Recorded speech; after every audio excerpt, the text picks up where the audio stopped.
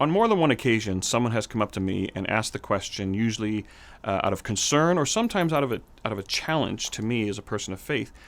And they say, well, Father, we eventually learned that all these gods and goddesses of the ancient world were not true gods. We eventually learned that there was no god of the sun. It was just the sun. It's just the sea. It's just the lightning. How do we know that the God worshipped by the Christians is also not a non-existent God like the other pagan gods? And my answer to that question is simply, how do we know? Because we grew up as a humanity. And that may seem a little contrived because in this day and age, we have developed a scientific understanding of the world around us.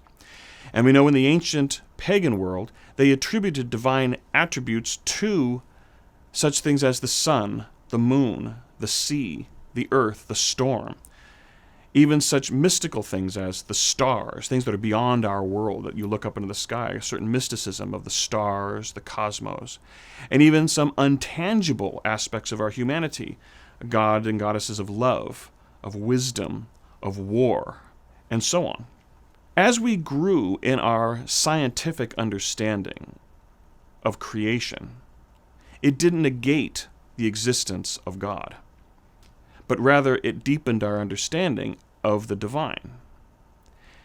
And we see that reflected way back in the story of the book of Genesis. God creates the heavens and the earth.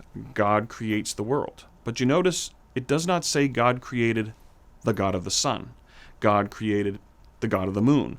God created the god of the sea. God created the god of the animals. No, it says God created the sun, the stars, the moon, the sea, humanity, and all life on the earth. And so by the time the Jewish civilization was emerging, we saw a development in the human understanding of the divine, not encompassed in creation, but that creation itself comes from God.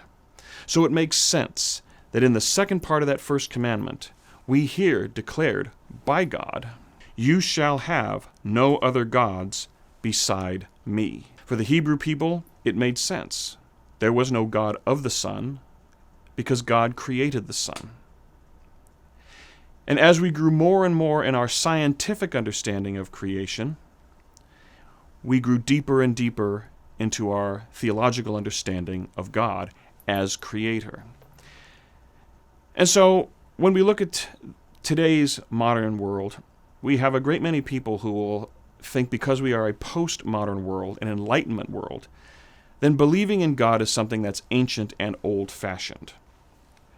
And that, too, is a symptom of what God is telling us to avoid in worshiping false gods. It's easy to simply say that today we are worshiping money or sex or fame or even knowledge and education as gods in and of themselves. And we've, of course, heard that time and time again. People have money as their false god. But let me go back to the book of Genesis and the story of the fall of humanity to give perhaps a different perspective of the false god trap we may fall into today.